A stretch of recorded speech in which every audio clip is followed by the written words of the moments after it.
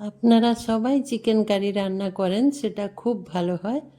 আজ আমিও chicken curry রান্না করব, আশা করি আপনাদের খারাপ লাগবে না। নমস্কার, আমি মাধবী। আপনারা এখন দেখছেন রান্না ভালোবাসি। রান্না ভালোবাসির আরও একটা নতুন রেসিপি নিয়ে সবাইকে স্বাগত জানাই। আজ আমাদের রেসিপিতে থাকছে আলু দিয়ে চিকেন কারি। আসুন তাহলে সেটা আমরা এখন দেখে নেব। এখানে আমি 1 কেজি পরিমাণে চিকেন নিয়েছি। এটা মাঝারি সাইজ করে সুন্দর করে কেটে ভালো করে ধুয়ে জলটা একদম খুব ভালো করে ঝরিয়ে নেবেন। তারপর একটা বোলের মধ্যে নিয়ে সেটা ম্যারিনেশন করে নেব। কিন্তু এখানে খুব বেশি কিছু মশলা দিয়ে আমি মেখে রাখবো না। পরিমাণ মতো নুন দিয়েছি আর হলুদ দিয়েছি হাফ চামচ, 2 টেবিল চামচ পরিমাণ সর্ষের তেল দিয়ে দিলাম। দিয়ে এটা খুব ভালো করে মেখে নেব। মেখে নিয়ে 30 মিনিটের জন্য ঢেকে রেখে দেব। হাতে যদি সময় কম থাকে অন্তত পক্ষে 15 মিনিট এইভাবে মেখে রেখে দেবেন। এখানে আর বেশি কিছু মশলা দেওয়ার প্রয়োজন নেই। ঢেকে রেখে দিলাম 30 মিনিটের জন্য। কড়াইতে তেল দিয়েছি, এখন তেল গরম করে নেব। তেল গরম করে নিয়ে চিকেন রান্না করার জন্য যে আলুগুলো কেটে রেখেছি সেগুলো ভেজে নিতে হবে। তার জন্য তেলের মধ্যে অল্প পরিমাণে হলুদ দিয়ে দিলাম। এখানে আলুর মধ্যে আমি হলুদ বা নুন মেখে নিলাম না, তেলের মধ্যে হলুদ দিয়ে আলুগুলো দিয়ে দিলাম। দিয়ে আলু বেশ লাল লাল করে ভেজে নেব। আর এখানে আলু 50% সেদ্ধ করে নেব।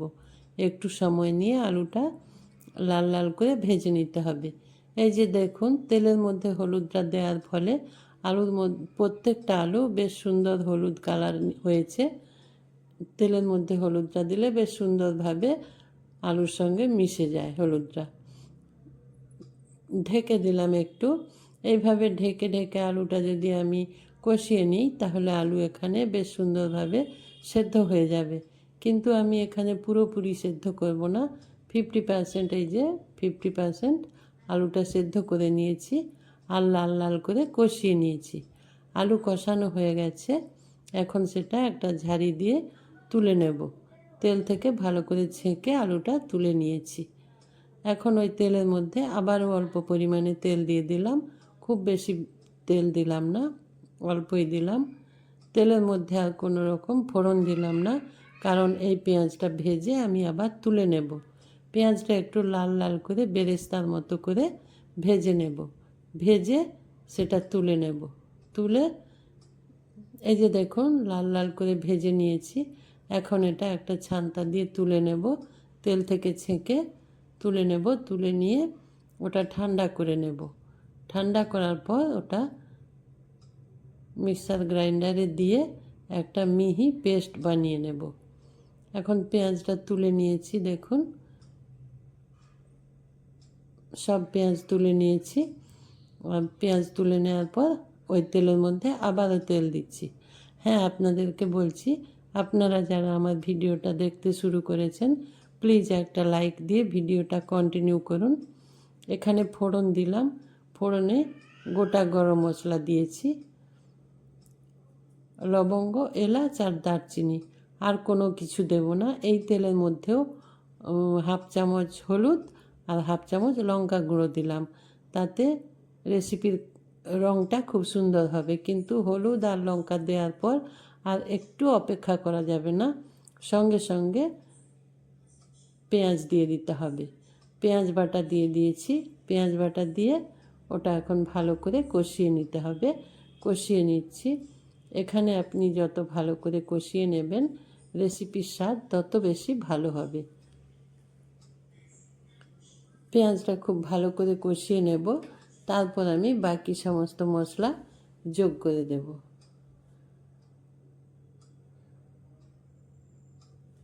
আপনারা যারা আমার চ্যানেলে আজ নতুন এসেছেন, ভিডিও প্রথম দেখছেন, তাদেরকে বলছি আমার চ্যানেলটা সাবস্ক্রাইব করে আমার পাশে থাকুন প্লিজ। ডান দিকে থাকা বেল আইকনটা প্রেস করে দেবেন, তাতে আমার রান্নার সমস্ত নোটিফিকেশান আপনি পেয়ে যাবেন। আর আমি অনেক রান্না করার উৎসাহ পাবো। এখানে 1 চামচ রসুন ব্যবহার করলাম, আর 1 চামচ আদা দেব। আদা আর রসুন দেওয়ার পর এই যে আবারও ভালো করে একটু কষিয়ে নেব। তারপরে কাঁচা লঙ্কা বাটা দিলাম। কাঁচা লঙ্কা বাটা এখানে আমি 1 চামচের থেকে একটু কম ব্যবহার করেছি। আপনি যদি একটু বেশি ঝাল পছন্দ করেন তাহলে আরও একটু লঙ্কা দিয়ে দেবেন, আর যদি একটু কম ঝাল পছন্দ করেন তাহলে একটু কমিয়ে দেবেন। কমিয়ে বা বাড়িয়ে আপনার পছন্দ মতো লঙ্কাটা ব্যবহার করতে পারেন। তারপর অল্প একটু জল দিয়ে ভালো করে কষিয়ে নিয়েছি মশলা। এখন বাকি সব গুঁড়ো মশলাগুলো ব্যবহার করব। হলুদ গুঁড়ো, লঙ্কা গুঁড়ো এগুলো কম কম পরিমাণে দিলাম, কারণ তেলের মধ্যে দেওয়া আছে সেই জন্য। তারপর ধনে গুঁড়ো আর জিরে গুঁড়ো সব কিছু 1/2 চামচ করে দিয়েছি। দিয়ে আবারও একটু কষিয়ে নিলাম। অল্প পরিমাণে জল দিয়ে মশলা কষিয়ে নেব। এরকম জল দিয়ে মশলাটা খুব ভালো করে কষিয়ে নেবেন। মশলা যত ভালো করে কষিয়ে নেবেন তত সুন্দর রেসিপির স্বাদ হবে। তারপর এখানে 50 গ্রাম পরিমাণ টক দই ফেটিয়ে রেখেছিলাম, সেটা দিয়ে দিলাম। 100 গ্রাম দই ফেটিয়েছিলাম, আমি পুরোটা দিলাম না, অর্ধেকটা পরিমাণ এখানে দিয়েছি। আর দই দেওয়ার পর অবশ্যই গ্যাসের ফ্লেম কমিয়ে দেবেন। দইটা কষিয়ে নেওয়ার সময় গ্যাসের ফ্লেম লো টু মিডিয়ামে রেখে দেবেন। এখন কিছুটা কসুরি মেথি হাতের মধ্যে নিয়ে দেখুন এইভাবে একটু ঘষে এই মশলার মধ্যে দিয়ে দেবেন। 2 হাতের তালু দিয়ে ঘষে নিয়েছি কসুরি মেথিটা। তারপরে এই মশলার মধ্যে দিয়ে আবারও ভালো করে কষিয়ে নিচ্ছি। অল্প পরিমাণে চিনি ব্যবহার করলাম, দিয়ে আবারও ভালো করে কষিয়ে নিচ্ছি। আমি ধাপে ধাপে সমস্ত মশলা ব্যবহার করব, দেখতে থাকুন। এরপর কষিয়ে নেওয়ার পর চিকেন দিয়ে দিলাম, দিয়ে চিকেন সব মশলার সাথে ভালো করে মিশিয়ে নেব। মিশিয়ে নিয়ে ঢেকে দেব। ঢেকে কিছুক্ষণ রান্না করে নেব। 5 মিনিটের জন্য ঢেকে দিয়েছিলাম। তারপর ঢাকা খুলে আবারও নাড়াচাড়া করব। এইভাবে বারবার ঢাকা দিয়ে ভালো করে কষিয়ে নিতে হবে। বারবার ঢাকা দিয়ে মিডিয়াম ফ্লেমে যত ভালো করে এটা কষিয়ে নেবেন রেসিপির স্বাদ তত ভালো হবে। এই যে এখন আমি ওই যে বেরেস্তা বেটে রেখেছিলাম ওটা দিয়ে দিলাম। ওটা দিয়ে আবারও ভালো করে মিশিয়ে নিতে হবে। ভালো করে আমি মিশিয়ে নেব। ততক্ষণে আপনাদের বলছি, আমার রেসিপি যদি ভালো লেগে থাকে অবশ্যই লাইক, কমেন্ট আর বন্ধুদের সাথে শেয়ার করবেন। আর একবার এইভাবে চিকেন রান্না করে টেস্ট করবেন, খুব ভালো লাগবে। বেরেস্তা মিশিয়ে নিয়েছি, এখন ঢেকে দেব আবারও 5 মিনিটের জন্য। ঢেকে আবার রান্না করে নেব। 5 মিনিট পর সেটা ঢাকা খুলে আবার একবার নাড়াচাড়া করে নেব। একটু ধৈর্য নিয়ে একটু সময় নিয়ে এইভাবে রান্না করবেন। খুব সুন্দর একটা রেসিপি। অনেকভাবেই চিকেন রান্না করা যায়, আপনারা সবাই বিভিন্নভাবে করে থাকেন। আমি আজ এইভাবে রান্না করলাম, এটাও বেশ ভালো হয়। আবার নাড়াচাড়া করলাম। প্লিজ আমার চ্যানেলটা সাবস্ক্রাইব করে আমার পাশে থাকবেন। ডান দিকে থাকা বেল আইকনটা প্রেস করে দেবেন, তাতে আমার রান্নার সমস্ত নোটিফিকেশান আপনি পেয়ে যাবেন, আর আমি অনেক উৎসাহ পাবো রান্না করার। খুব সুন্দর করে কষিয়ে নিয়েছি। এই যে দেখুন একদম তেল ছেড়ে গেছে, সমস্ত মশলার সাথে মাংস মিশে গেছে। এখন ওখানে ভেজে রাখা আলুগুলো দিয়ে দিতে হবে। তারপর মাংসর সাথে আলু ভালো করে মিশিয়ে নেব। মিশিয়ে নেওয়ার পর এখানে আমি জল ব্যবহার করব। সেটা অবশ্যই গরম জল। জলটা ফুটে গেছে, আমি ফুটন্ত জল দিচ্ছি। আর আমার এই রেসিপিতে খুব বেশি জল ব্যবহার করব না। কষার সময়তেই মাংস প্রায় 50% সেদ্ধ হয়ে গেছে।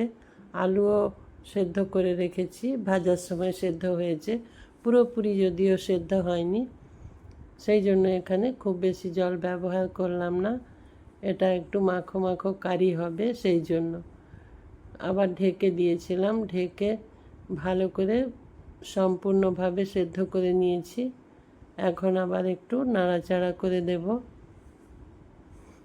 কত সুন্দর কালার হয়েছে দেখুন, অনেক সুন্দর হয়েছে, খেতেও খুব সুন্দর হয়েছিল। আপনাদেরকে বলছি, আপনারা এইভাবে একবার চিকেন ট্রাই করবেন। এটা রুটি, পরোটা, ভাত বা ফ্রায়েড রাইস সব কিছুর সাথে খেতে পারবেন।